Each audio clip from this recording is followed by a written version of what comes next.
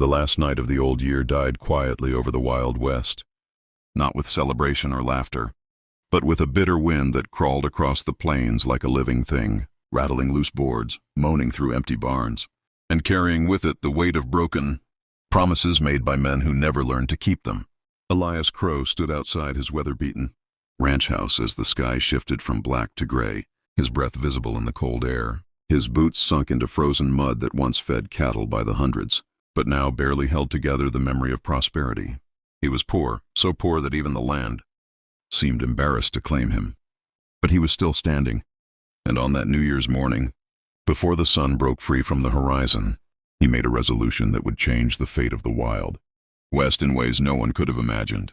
Elias was not born weak, nor was he born unlucky, but life had a way of grinding honest men into the dirt while rewarding those who took more than they earned. His father had settled the ranch decades earlier with nothing but a rifle, a mule, and belief in the promise of the West. And for a while that promise held true. Then came the droughts, the railroad men, the land barons, and the hired guns who enforced greed with bullets. One by one, neighbors vanished, some fleeing east, some buried beneath wooden markers with no names carved deep enough to last. Elias buried his wife there too, under a cottonwood that still leaned as if trying to protect her from the sun she no longer felt. From that moment on, the ranch became less a home and more a reminder of everything the West had taken from him. As midnight passed into morning, Elias did not pray for wealth, revenge, or power. He had seen what power did to men like Silas Boone, the valley's self-proclaimed king, whose reach stretched from water rights to judges' pockets. Elias simply promised that the suffering would stop with him, that if the Wild West was bleeding, he would be one man willing to stand in front of it, even if it meant dying poor and forgotten. The resolution was quiet, spoken only to the wind, but it burned hotter than any oath sworn with witnesses. When the sun finally rose, painting the land gold for a brief, dishonest moment, Elias tightened his coat, stepped forward, and began living that promise. The first test came sooner than he expected. By midday, Boone's riders arrived, 6 men on tall horses, dust-coated, armed, and smiling the way predators smile when they already know the outcome. They demanded payment for protection, the same lie they fed every struggling rancher left in the valley. Elias listened without interrupting. His hands relaxed at his sides, his rifle untouched inside the house. When they finished, he shook his head slowly and said no. Not loudly, not bravely, just firmly. The leader laughed and nodded toward the barn, and before Elias could speak again, flames climbed the dry wood like they had been waiting years for permission. He watched everything he had left burn, and he did not beg, did not reach for a gun, did not scream. He stood there, eyes wet but unbroken, and that image followed those riders longer than the firelight ever could. Word travels strangely in the West. It does not rush like water. It seeps like blood into the dirt. A widow 2 valleys over heard that a rancher had lost everything and still refused to kneel. A young farmhand heard that same rancher later shared his last sack of grain with a starving family. A preacher heard Elias had escorted a wagon through outlaw territory without firing a single shot. None of these acts were loud enough to be called rebellion, but together they formed something dangerous to men like Boone: hope. And hope in a land ruled by fear was more threatening than any gun. Elias felt the weight of his resolution every day. There were nights when hunger bent him double, mornings when exhaustion made him question whether stubborn kindness was just another form of foolish pride. He was beaten more than once, left bleeding on the road as a warning to others, and each time he rose slower than before. Still, he kept going. He repaired fences that were not his. He taught children whose schools had been burned. He listened when people needed to speak and stood silent when they needed strength. Slowly, without realizing it, Elias Crow stopped being just a poor rancher. He became a symbol, one the West hadn't seen in a long time. By the end of that first winter, the valley was watching him. Boone was watching too, and as spring crept in carrying both blossoms and bloodshed, Elias would learn that one resolution can light a path, but walking it would demand everything he had left.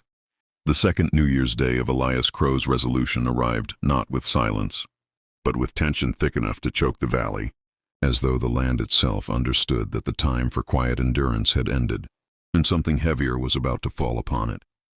The Wild West had changed over the past year, slowly, unevenly, but enough that even men like Silas Boone could feel the ground shifting beneath their boots.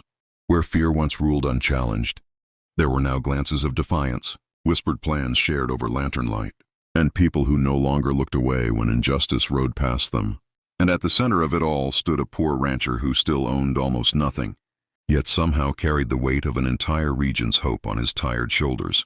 Elias did not see himself as a leader, and that truth frightened him more than Boone ever had. Leadership meant responsibility, and responsibility meant lives. He had promised to help the West, not to rule it, but the people had chosen him. Anyway, not because he was strong, with a gun or clever with words, but because he never broke his word once it was given. When families returned to land they had been driven from, Elias helped them rebuild.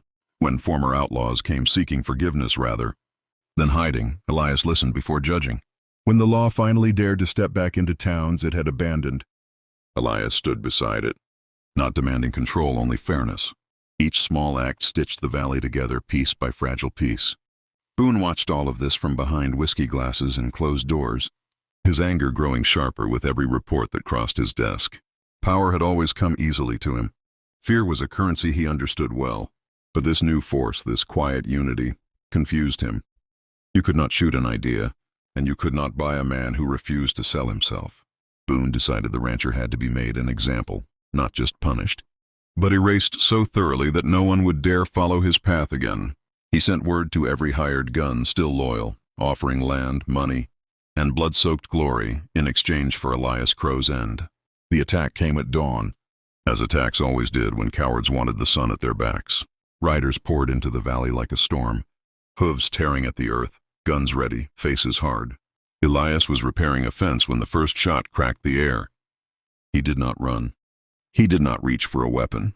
He stepped forward, hands open, heart pounding, not with fear for himself, but for the people behind him, the families, the children, the fragile future that had only just begun to breathe. He spoke loudly, not to Boone's men, but to everyone watching from doorways and hillsides. He reminded them why they stood where they stood. He reminded them that this land belonged to those who lived honestly upon it, not those who bled it dry. And then something extraordinary happened. The people stepped forward too, not with rifles raised in rage, but with bodies placed firmly between violence and surrender. Farmers, widows, teachers, former thieves, who had chosen a different life. Even a few lawmen who had once been bought now stood uncertainly, torn between old orders and new truths. Boone's men hesitated. They had expected fear. They had expected a single poor rancher to fall. What they found instead was a wall of humanity, built not by force, but by shared resolve. The first shot fired after that moment did not come from Boone's side. It came from nowhere at all, because no one pulled the trigger. The standoff lasted hours, the sun climbing higher, the truth growing heavier with every minute. When Boone himself finally arrived, fury burned through his eyes as he screamed insults and threats, calling Elias a fool, calling the people weak, calling the West doomed without men like him to rule it. Elias listened until Boone ran out of breath, then spoke quietly, reminding Boone that power taken by fear always ends the same way, alone. The valley listened too, and when Boone ordered his men to arrest Elias, not one obeyed. What followed was not a battle but a collapse. Boone's empire fell under the weight of testimony, witnesses and courage that had been growing all year. The law, shamed into action by the unity it could no longer ignore, finally acted. Boone was taken away, not screaming but silent, as though realizing too late that the West had outgrown him. Elias did not celebrate. He went back to work. The seasons passed. The valley healed unevenly, imperfectly but honestly. Elias rebuilt his ranch slowly, accepting help only when it was freely given. He never became wealthy. He never sought office. He never stopped helping. And years later, when another New Year's Day arrived, marked by laughter instead of fear, the people remembered the moment everything changed. Not because a rich man made a deal, or a gunman won a fight, but because a poor rancher made one resolution and lived it when it mattered most. And that is why this story matters. Because stories like this remind us that courage does not belong only to legends, and change does not begin with power, it begins with choice. If this story stirred something in you, if it reminded you that one decision can ripple through history, then subscribe to this channel, because these are the stories that keep hope alive, and the world still needs them.